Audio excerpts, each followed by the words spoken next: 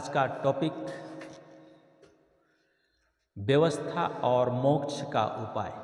परमेश्वर ने हमारे लिए व्यवस्था का उपाय किया और हमारे लिए मोक्ष का भी उपाय किया। तो आज इसमें हम पहला भाग देखेंगे, law and plan of solvation.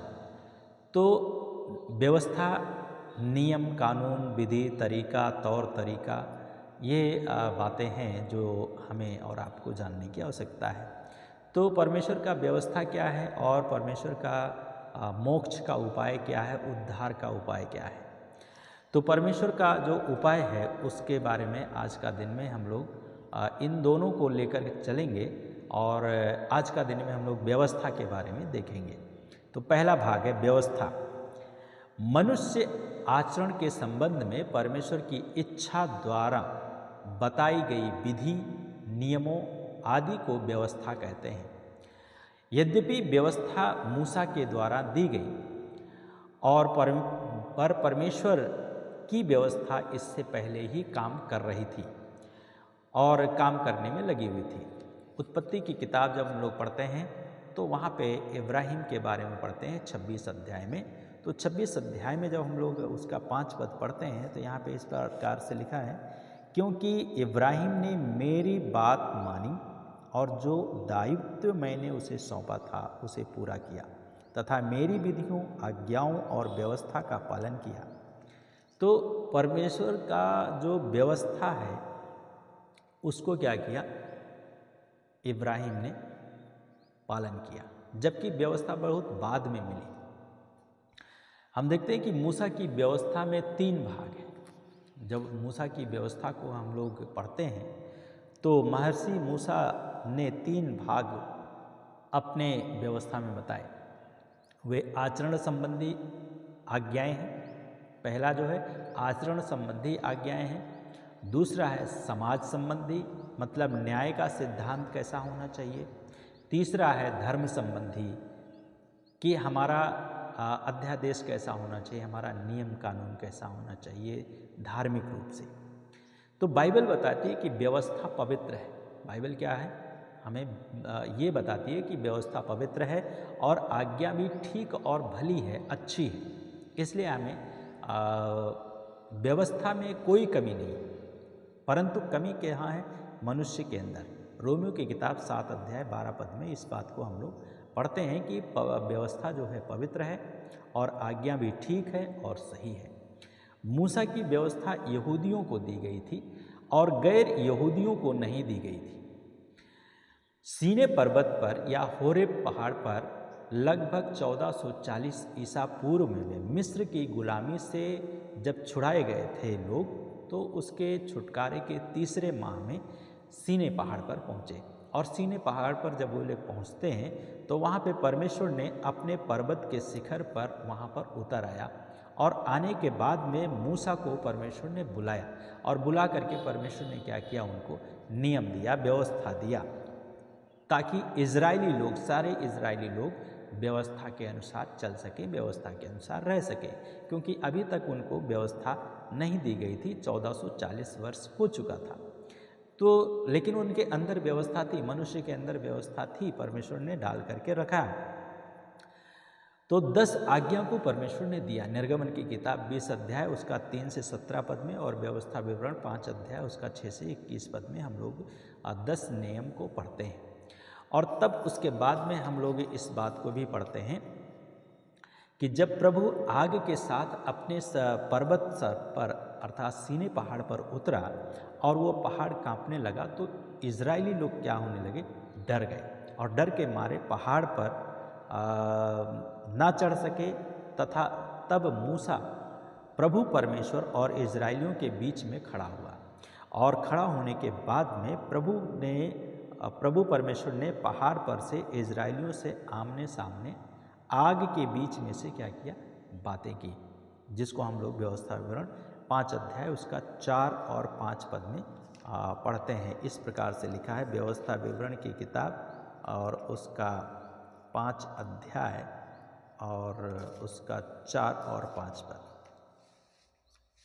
यहाँ पे इस प्रकार से लिखा है कि तब यहोवा ने उस पर्वत पर अग्नि के बीच में से तुम लोगों से आमने सामने बातें की, और मैं उस समय यहोवा और तुम्हारे बीच, मतलब इज़राइलियों के बीच में, परमेश्वर के बीच में और मनुष्य के बीच में, इज़राइली लोगों के बीच में क्या किया, एक मध्यस्थ बन गए।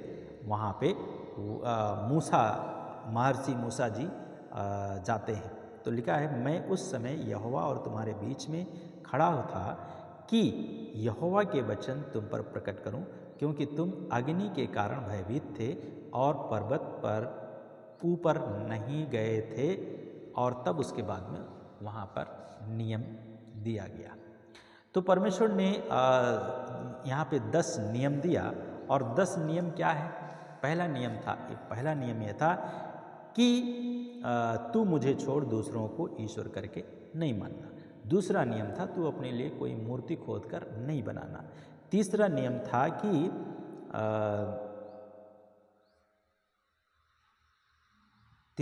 था कि परमेश्वर का जो नाम है वो व्यर्थ में नहीं लेना।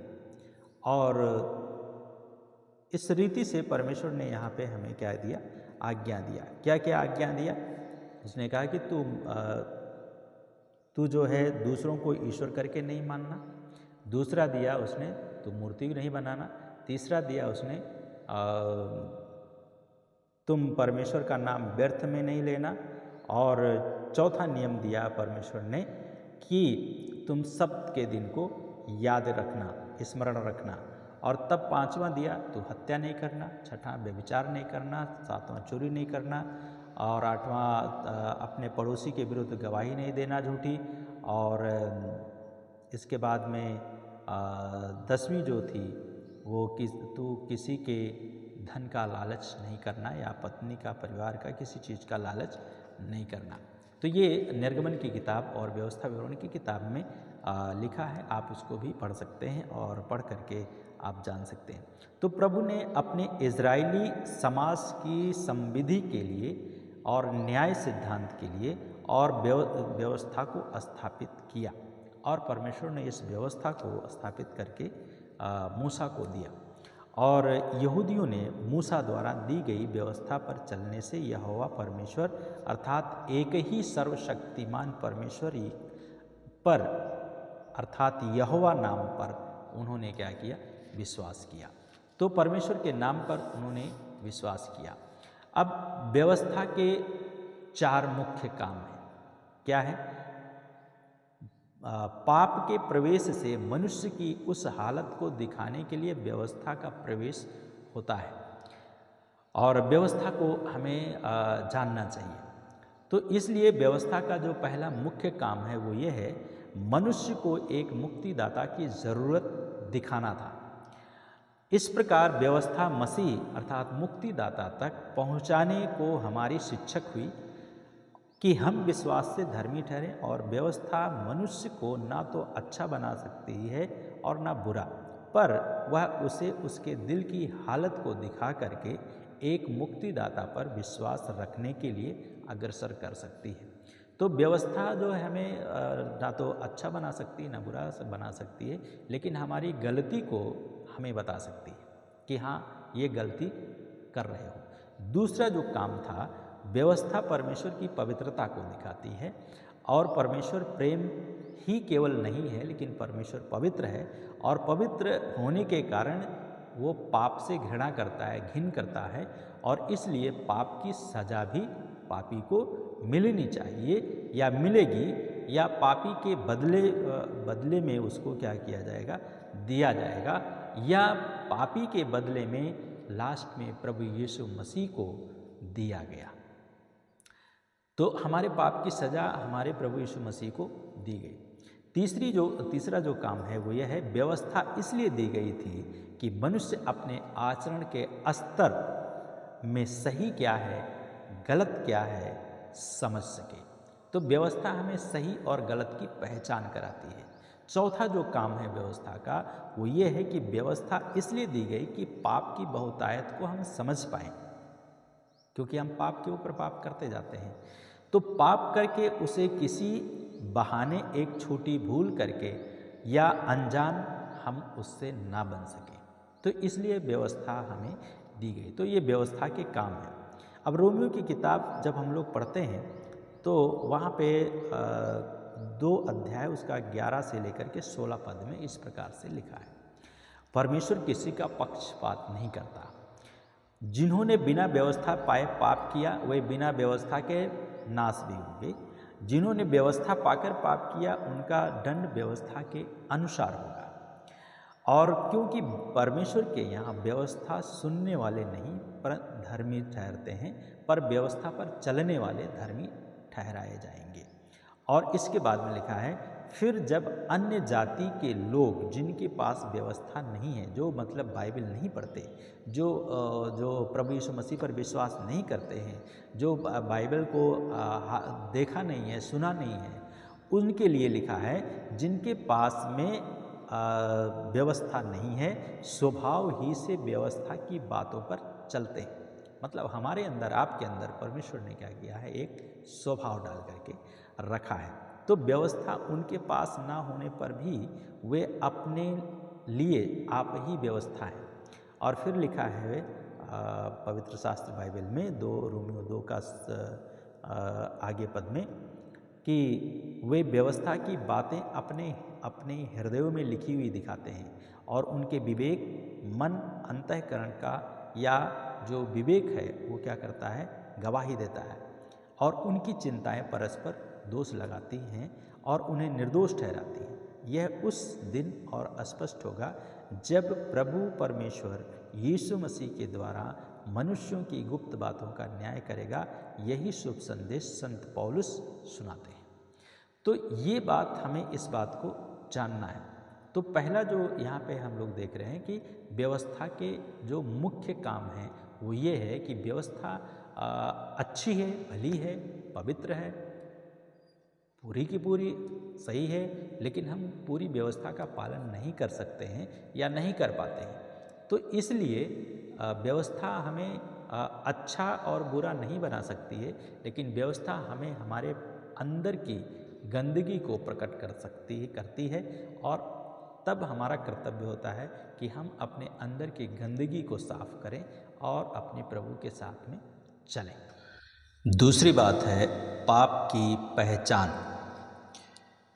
पाप की पहचान हम बाइबल में पढ़ते हैं, याकूब की किताब उसका 2 अध्याय उसका 10 पद, कि यदि कोई सारी व्यवस्था का पालन करता है और किसी एक बात में चूक जाता है तो वो सारी व्यवस्था क्या है, बेकार हो जाती है। इसलिए व्यवस्था अच्छी है और व्यवस्था बढ़िया है, सबसे बढ़िया है, लेकिन अगर एक बात में कोई चूक जाता है तो सारी जो व्यवस्था है उसने पालन किया है वो बेकार हो जाती है। और इसलिए व्यवस्था को पार करना या पूरा करना मुश्किल हो जाता है। मसीह के विश्वासियों के लिए बाइबल बताती है कि व्यवस्था के अधीन नहीं पर हम अनुग्रह के अधीन हैं। आज का समय में हम रोमियो की किताब उसका 6 अध्याय 14 पद में इस बात को हम लोग पढ़ते हैं कि हम व्यवस्था के अधीन नहीं हैं परंतु हम अनुग्रह के अधीन हैं। तो वो विश्वासी व्यवस्था के लिए मर चुका है और उसका संबंध जीवित मसीह से है। और जब हम रोमियो की किताब उसका 7 अध्याय 14 पद को पढ़ते हैं तो वहाँ पे इस बात को पढ़ते हैं कि हम और आप जो है, या जो मसीह है, एक व्यक्ति जो यीशु को ग्रहण किया है, वो व्यवस्था के अधीन नहीं है, वो व्यवस्था के लिए मर चुका है, लेकिन वो प्रभु यीशु मसीह के अधीन में है। और इसी बात को संत पौलुस रोमियो की किताब में इस बात को बताते हैं कि हम और आप व्यवस्था के द्वारा धर्मी नहीं बन सकता है, लेकिन हम अनुग्रह के द्वारा अर्थात यीशु मसीह के द्वारा हम धर्मी बन सकता है। ये फ़र्क है, ये एक मसीही लोगों का जीवन में ये परिवर्तन लाता है। इसलिए मसीह लोग यीशु मसीह को स्वीकार करते हैं। पहला तीमुथियुस की किताब उसका 1 अध्याय उसका 9 और 10 पद में बाइबल बताती है हमें, पहला तीमुथियुस की किताब और उसका 1 अध्याय और उसका 9 और 10 पद, यहाँ पे इस प्रकार से लिखा है कि व्यभिचारियों 9 और 10 पद। इस तथ्य पर ध्यान देकर कि व्यवस्था धर्मी जन के लिए नहीं परंतु निरंकुशों, उपद्रवियों, भक्तिहीनों, पापियों, अशुद्धों, अधर्मियों और माता पिता की हत्या करने वालों, व्यभिचारियों, पुरुषगामियों, अपहरणकर्ताओं, झूठ बोलने वालों, झूठी शपथ खाने वालों तथा अन्य सब बातों के लिए बनाई गई है जो उस खरी शिक्षा के विरोध में है। तो बाइबल हमें इस यहाँ पे स्पष्ट रूप से इस बात को बताती है और संत पौलुस तीमुथियुस को लिखते हुए इस बात को लिखते हैं। तो वर्तमान काल में हम देखते हैं कि शैतान ने मनुष्य को अच्छे और बुरे के बखेड़े में डालकर कितने ही भिन्न प्रकार के धर्म और ग्रंथ खड़े कर दिया है और उनमें से जो व्यवस्थाएं हैं वे व्यवस्थाओं पर जो चलने वाले हैं या जो व्यवस्था का पालन करने वाले हैं वे केवल ये इस बात को बताती है, व्यवस्था इस बात को बताती है कि अच्छा क्या है और बुरा क्या है।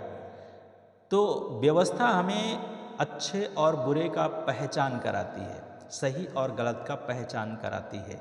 जो कुछ हम करते हैं, आप करते हैं, व्यवस्था का काम है अच्छे और बुरे का पहचान कराना। प्रश्न है कि धर्म की व्यवस्थाओं पर चलने से क्यों परमेश्वर के पास नहीं पहुंच सकता है।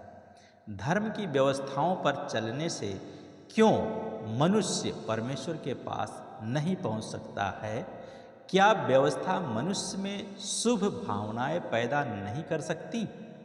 इसका उत्तर यह है कि धर्म के नियम मनुष्य को अच्छा बुरा सुझा सकते हैं, बता सकते हैं, सिखा सकते हैं और अच्छे कामों की इच्छा मन में डाल सकते हैं, पर उसे बुराई से बचने के लिए और भलाई करने की शक्ति नहीं दे सकते। इसके अनुसार मनुष्य भलाई की इच्छा रखते हुए भी भला काम नहीं कर पाता है, पर जिस बुराई की इच्छा नहीं करता है वही वो कर बैठता है। रोमियो की किताब जब हम लोग पढ़ते हैं उसका 7 अध्याय और उसका 14 से लेकर के 25 पद तक काफ़ी लंबा है, लेकिन जब यहाँ पे हम पढ़ते हैं तो आप इसको जब सुनेंगे तो आप अपने जीवन में खुद इस बात को पाएंगे कि हम व्यवस्था को तो जानते हैं लेकिन हम कितना कर पाते हैं। रोमियो की किताब को लिखते हुए प्रेरित पौलुस इस बात को लिखते हैं। यहाँ पे इस प्रकार से लिखा है, क्योंकि हम जानते हैं कि व्यवस्था तो आत्मिक है, व्यवस्था में कोई कमी नहीं है, व्यवस्था आत्मिक है, परंतु मैं शारीरिक हूँ तथा पाप के हाथों बिका हूँ। हर एक मनुष्य शारीरिक है और वो पाप के हाथ में बिका हुआ है। इसलिए पौलुस कहते हैं जो मैं करता हूँ उसको समझ नहीं पाता, क्योंकि जो मैं चाहता हूँ वो नहीं करता, परंतु जिसे मुझसे घृणा है वही करता हूँ। और तब कहता है पौलुस 16 पद में, परंतु यदि मैं जो नहीं चाहता वही करता हूँ तो ये मानते हुए व्यवस्था से सहमत हूँ कि वह भली है, अर्थात व्यवस्था अच्छी है। तो ऐसी दशा में उसका करने वाला मैं नहीं रहा, परंतु पाप है जो मेरे अंदर बसा हुआ है। इसलिए मैं जानता हूँ कि व्यवस्था मुझ में और मेरे शरीर में कुछ भी भला वास नहीं करता। इच्छा तो मुझ में है, परंतु मुझसे भला कार्य बन नहीं पड़ता, क्योंकि जिस भलाई की मैं इच्छा करता हूँ वह तो नहीं कर पाता, परंतु जिस बुराई की इच्छा नहीं करता वही करता रहता हूँ। तब 20 पद में लिखा है, परंतु यदि मैं वही करता हूँ जिसकी इच्छा नहीं करता, तो उसका करने वाला मैं नहीं हुआ, परंतु पाप, फिर से आया, पाप जो मुझ में बसा हुआ है। तब मैं ये सिद्धांत पाता हूँ कि यद्यपि मैं भलाई करना चाहता हूँ, परंतु बुराई मुझ में है। और तब इसके बाद में यहाँ पे लिखा है कि 22 पद में, क्योंकि मैं भीतरी मनुष्यत्व में आनंद पूर्वक परमेश्वर की व्यवस्था से सहमत रहता हूँ। तब 23 में लिखा है, परंतु मुझे अपने अंगों में एक भिन्न व्यवस्था का बोध होता है, जो मेरे मन की व्यवस्था के विरुद्ध युद्ध करती रहती है, और पाप की व्यवस्था जो मेरे अंगों में है उसका बंदी बना देती है। मैं कैसा अभागा मनुष्य हूँ, मुझे इस मृत्यु की देह से कौन छुड़ाएगा। फिर इसके बाद 25 पद में लास्ट में लिखा है, हमारे प्रभु यीशु मसीह के द्वारा परमेश्वर का धन्यवाद हो। अतः एक ओर तो मैं स्वयं अपने मन से परमेश्वर की व्यवस्था की, परंतु दूसरी ओर अपने शरीर से पाप की व्यवस्था की सेवा करता हूँ। तो ये मनुष्य के अंदर पाई जाती है। इसका मतलब सारांश ये है कि हम जो करना चाहते हैं हम उसको नहीं करते हैं। व्यवस्था तो हमारे अंदर है, अच्छी और भली बातों का पहचान हमें कराती है, लेकिन हम अधिकतर अच्छे काम नहीं करते हैं, बुरे काम करते हैं। तो इसलिए हमें और आप, हमारे शरीर में जो है, शरीर आत्मा के विरोध में और आत्मा शरीर के विरोध में हमेशा मनुष्य के जीवन में कार्य करती है, चाहे वो मसीही हो या मसीही ना हो, दोनों का जीवन में ये कार्य करती है। यदि आप यीशु को मानते हैं तो भी, नहीं मानते हैं तो भी, जो शरीर है, शरीर हमारा आत्मा का विरोध में और आत्मा हमारा शरीर का विरोध में लालसा करती है, क्योंकि ये एक दूसरे के विरोधी हैं। इसलिए जो कुछ तुम व्यवस्था के अनुसार करना चाहो वह ना कर सको, और इसलिए हमें इस बात को जानने की आवश्यकता है। आप क्या आपको इस वचन के द्वारा, इस बात के द्वारा पाप की पहचान, जैसा हमने शीर्षक देखा, पाप की पहचान व्यवस्था कराती है, लेकिन पाप करने से हमें व्यवस्था रोक नहीं सकती है जब तक हम उसको ना करें। हम जब ना करेंगे तभी हम व्यवस्था का पालन कर पाएंगे। तीसरी जो बात है, व्यवस्था हमारी शिक्षक है। व्यवस्था हमारी शिक्षक है। गलातियों की किताब जब हम पढ़ते हैं तो वहाँ पे 3 अध्याय और उसका 11 और 12 और 13 पद और 14 पद में इस प्रकार से लिखा है। गलातियों की किताब 3 अध्याय 11, 12, 13। तो यहाँ पे लिखा है 11, 12, 13। यहाँ पे लिखा है कि इसलिए ये स्पष्ट है कि व्यवस्था द्वारा परमेश्वर की दृष्टि में कोई धर्मी नहीं ठहरता, क्योंकि धर्मी जन विश्वास से जीवित रहेगा, परंतु विश्वास से व्यवस्था का कोई संबंध नहीं है। इसके विपरीत जो उसकी बातों का पालन करेगा वह उनके कारण जीवित रहेगा। तब 13 पद में लिखा है, मसीह ने व्यवस्था के साप से, बहुत क्लियर, ध्यानपूर्वक सुनिए, कि मसीह ने व्यवस्था के साप से हमें और आपको, या जितने लोग उस पर विश्वास किया है उनको क्या किया है? मूल्य चुकाकर छुड़ाया है। और स्वयं यीशु मसीह ने स्वयं हमारे शरीर के लिए शापित बना, क्योंकि लिखा है, क्या लिखा है? जो कोई काठ पर लटकाया जाता है या लकड़ी पर लटकाया जाता है वह शापित है। तो यीशु मसीह मेरे लिए, आपके लिए श्रापित बना, और इसलिए ये व्यवस्था जो है व्यवस्था हमारी शिक्षक है, इसलिए कि यीशु मसीह हमारे लिए और आपके लिए और सारे संसार के लोगों के लिए श्रापित बना, ताकि वो हमें श्राप से बचा सके, हमें श्राप से छुटकारा दे सके, हमें श्राप से उद्धार मुक्ति दे सके, मोक्ष दे सके।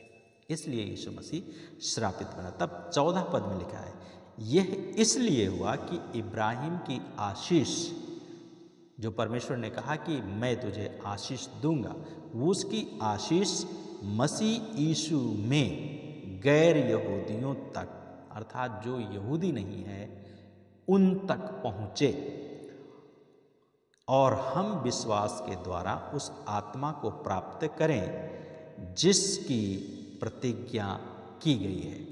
और तब इसके बाद में 24 पद में लिखा है, इस प्रकार मसीह तक पहुंचाने के लिए व्यवस्था हमारी शिक्षक बन गई है, जिससे हम विश्वास द्वारा धर्मी गिने गए। और तब लिखा है, परंतु अब विश्वास आ चुका है तो अब हम शिक्षक के अधीन नहीं रहे। विश्वास आ चुका है तो शिक्षक के अधीन नहीं रहेंगे, नहीं है। यही है एक मसीही का मन परिवर्तन। अब उसको हम या धर्म परिवर्तन कहें या मन परिवर्तन कहें, धर्म परिवर्तन नहीं लेकिन मन परिवर्तन। क्यों? क्योंकि उसने विश्वास किया किस पर? यीशु मसीह पर, और उसका जीवन क्या हो गया? परिवर्तित हो गया। तो व्यवस्था हमारी शिक्षक है और इसलिए हमें व्यवस्था का पालन करना जरूरी है।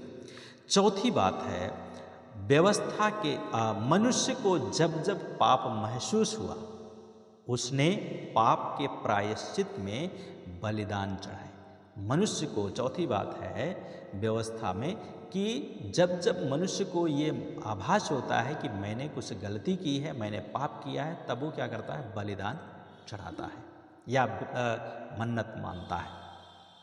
तो ऐसे बलिदानों की हर साल ज़रूरत पड़ती रहती है और पड़ता रहता है। और आज भी लोग जो मसीह को नहीं जानते हैं इसका पालन करते हैं, लेकिन जो मसीह को जान जाता है वो इन सारी व्यवस्थाओं से क्या हुआ? छुटकारा प्राप्त कर लिया है और कर लेता है। तो हर साल क्या करता है? मनुष्य अपने पाप की क्षमा के लिए वो बलिदान चढ़ाता है। तो इस विधि से मनुष्य में सिद्धता नहीं आ सकती है। विवेक बार बार क्या करता है? उसे पापी और दोषी ठहराता है। अर्थात व्यवस्था में दिए गए या उसके अनुसार किए गए बलिदानों का इशारा एक वास्तविक यज्ञ या बलिदान से था, जिसमें सप्रेम देहधारी परमेश्वर मसीह निर्दोष और निष्कलंक को अपने ही प्राण बलि अर्थात क्रूस पर, क्रूस महायज्ञ करना पड़ा यीशु मसीह को, और अपना प्राण देना पड़ा। इब्रानियों की किताब जब 10 अध्याय और 9 अध्याय हम लोग 9-10 अध्याय पढ़ते हैं तो उसमें बड़ी अच्छी तरीके से इस बात का वर्णन किया गया है। तो व्यवस्था इब्रानियों की किताब उसका 9 अध्याय और उसका 10 पद में यहाँ पे इस प्रकार से लिखा है,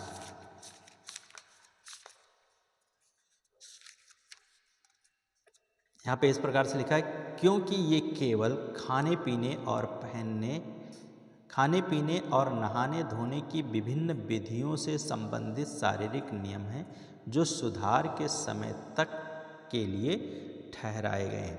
तो बहुत सारे नियम थे जिसको ठहराया गया है, लेकिन यीशु मसीह ने क्या किया?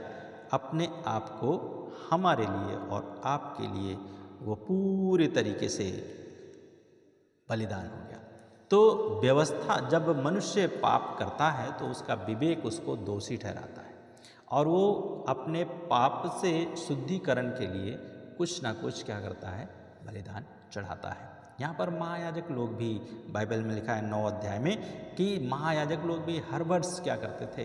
पहले अपने लिए बलिदान चढ़ाते थे, फिर दूसरे के लिए बलिदान चढ़ाते थे, क्योंकि महापवित्र स्थान में प्रवेश करने के लिए साल में एक बार समय मिलता था। इसलिए तो हम देखते हैं कि व्यवस्था अच्छी है, भली है, लेकिन वो बार बार करते थे। लेकिन प्रभु यीशु मसीह ने क्या किया, एक ही बार में क्या किया, उन्होंने अपना बलिदान दे करके हमें और आपको व्यवस्था के पाप से छुड़ा लिया।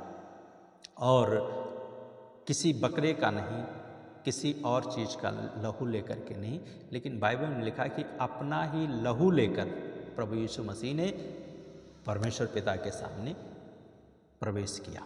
यहाँ पे लिखा है 9 अध्याय का 25 पद में कि और ये नहीं कि वह अपने आप को बार बार चढ़ाए, जैसे कि महायाजक प्रतिवर्ष लहू लेकर पवित्र स्थान में प्रवेश तो करता है, परंतु अपना लहू नहीं, लेकिन वो किसका लहू, किसी बकरे का हो, भेड़ का हो, मेमने का हो और किसी पक्षी का हो, उसका लहू लेकर के क्या करता है, प्रवेश करता है। लेकिन प्रभु यीशु मसीह क्या किया है, व्यवस्था ये भी कहती है कि प्रायः सब वस्तुएं लहू के द्वारा शुद्ध की जाती हैं। तो लहू में सामर्थ है, लहू में ताकत है, इसलिए प्रभु यीशु मसीह ने अपना बलिदान क्रूस पर दिया और क्रूस पर वो हमारे लिए मारा गया, गाड़ा गया और तीसरे दिन मृतकों में से जी उठा। यीशु मसीह का लहू पवित्र है, निर्दोष है, निष्कलंक है और निष्पाप है, और उसका लहू के द्वारा हम और आप जब विश्वास करते हैं तो पवित्र और निर्दोष और निष्कलंक और निष्पाप बन जाते हैं। यीशु मसीह का लहू हमें हमारे सारे पापों से शुद्ध करता है। तो व्यवस्था अच्छी है, भली है, लेकिन व्यवस्था के द्वारा हम शुद्ध नहीं हो सकता है। व्यवस्था हमें पाप का, सही का और गलत का पहचान कराती है। इसलिए यीशु मसीह ने अपने आप को देकर हमारे लिए क्या किया, बलिदान हुआ। तो इसलिए हमें और आपको परमेश्वर की व्यवस्था के अनुसार चलना है। परमेश्वर इस वचन के द्वारा आशीष दे। हम दूसरे भाग में देखेंगे मोक्ष का उपाय। तो आज के दिन में हमने देखा है कि व्यवस्था के 4 मुख्य काम को देखा है, और उसमें उसके बाद में दूसरी बात हम लोगों ने देखा यहाँ पे कि पाप की पहचान होती है व्यवस्था के द्वारा। तीसरी देखा व्यवस्था हमारी शिक्षक है। चौथी बात देखा हमने कि मनुष्य को जब जब पाप महसूस होता है तब तक वो बलिदान चढ़ाता है अपने पापों के प्रायश्चित के बदले में। आप क्या करते हैं? क्या आप व्यवस्था के अधीन हैं या अनुग्रह के अधीन हैं? यीशु मसीह आया हमें और आपको अनुग्रह के अधीन करने के लिए। आइए दुआ करें। प्यारे यीशु, धन्यवाद इस समय के लिए जो आपने दिया, आपकी स्तुति करते हैं। इस समय को आपके हाथ में थे, इस व्यवस्था के श्राप से आपने हमें छुड़ाया, उसके लिए धन्यवाद। और प्रार्थना करते हैं जो लोग सुना है उन्हें भी व्यवस्था के श्राप से आप छुड़ाना चाहते हैं। हम प्रार्थना करते हैं आप उन्हें भी छुड़ाएं, और जो लोग छूट गए वो प्रभु आपका धन्यवाद करते हुए आपकी महिमा कर सकें। धन्यवाद साथ प्रार्थना यीशु के नाम से मांगते हैं, आमीन।